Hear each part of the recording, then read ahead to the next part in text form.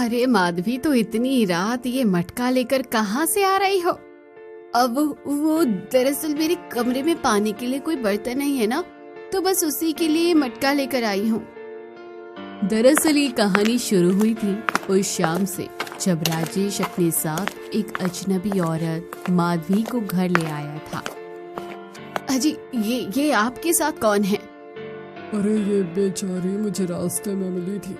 शहर में नहीं है और यहाँ किसी को भी नहीं जानती।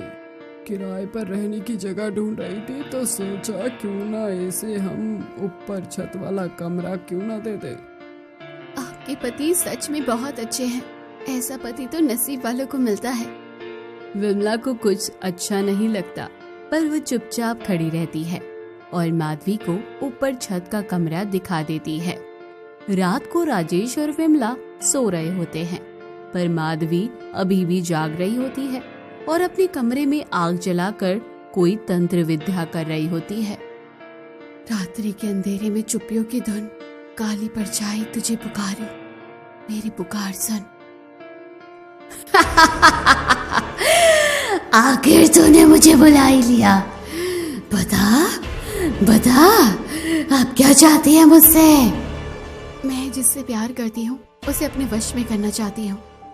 मेरी मदद कर शैतानी शक्ति, ये बस तू ही कर सकती है।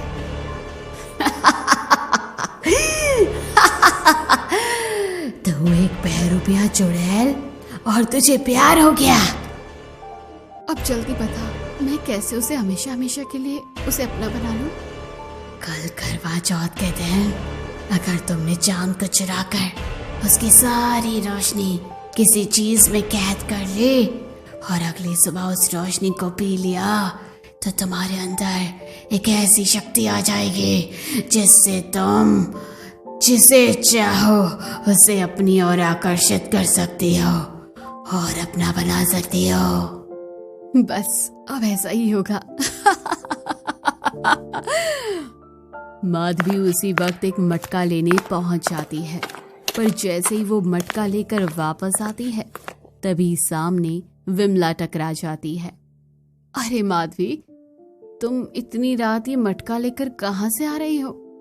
वो दरअसल मेरे कमरे में पानी के लिए कोई बर्तन नहीं है ना, तो बस उसी के लिए ये मटका लेकर आई हूँ। पर इतनी रात को? रात तो काफी हो रही है। खैर मैं चलती हूँ, आप सो जाइए। अगले दिन करवा चौथ होता है। विमला अच्छे से तैयार हो जाती है। पूरा दिन व्रत का करके वो रात को चांद की पूजा करने के लिए छत पर जाती है। आसमान में चांद बेहद खूबसूरत लग रहा होता है, पर जैसे ही विमला छलनी हाथ में लेती है वैसे ही चांद गायब होने लगता है। अरे ये क्या हो रहा है? तभी विमला की नजर माधवी पर पड़ती है, जो अपने कमरे की चौखट पर मटके को पकड़कर खड़ी होती है और कुछ बड़बड़ा रही होती है। फिर वो मटका झट से ढक कर बंद कर देती है और तभी आकाश में चांद भी गायब हो जाता है।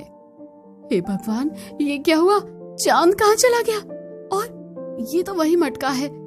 आखिर ये माधवी इस मटके को पकड़कर क्या बड़बड़ा रही थी? विमला तुरंत माधवी के पास जाती है और बोलती है, ये मटका मुझे दे दो। ये क्या बदतमीजी है?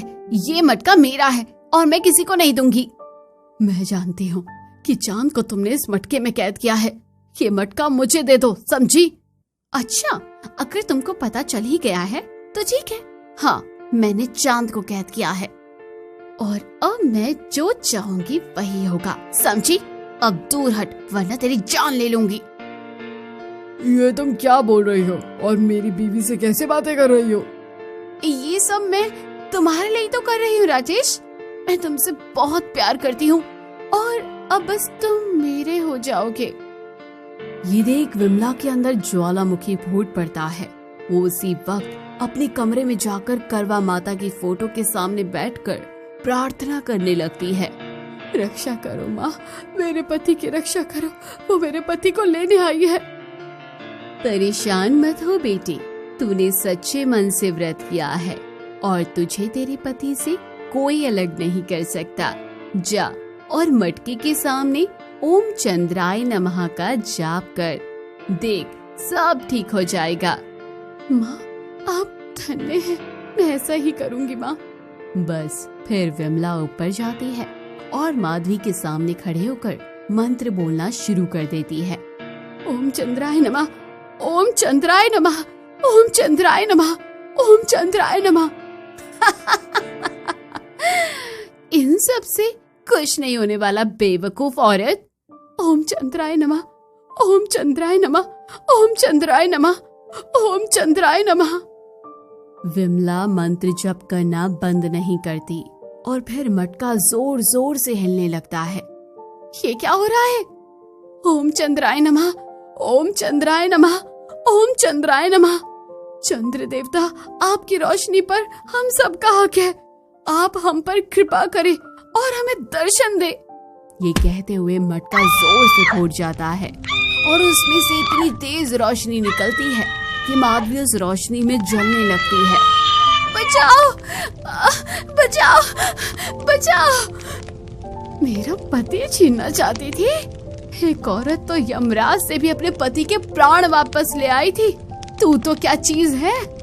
अब तेरा अंत ऐसे ही होगा। पल भर में माधवी का शरीर धुएं में नष्ट हो जाता है और तभी दूसरी छत से किसी की आवाज आती है। अरे देखो, चांद निकल आया। माधवी ऊपर देखती है तो आसमान में चांद चमक रहा होता है, तो वो बड़ी खुश होती है और सबकी तरह छलनी लेकर चांद और फिर अपने पति की पूजा करती है। उसके बाद राजेश के हाथों से पानी पीकर अपना व्रत पूरा करती है। एक स्त्री अपने पति की रक्षा करने के लिए अपनी जान की परवाह नहीं करती और ये बात विमला साबित करके दिखा देती है। तो दोस्तों, कहानी कैसी लगी कमेंट बॉक्स में जरूर बताइए। चैनल को अभी तक सब्सक्राइब नहीं किया तो जल्दी जाकर कर लीजिए।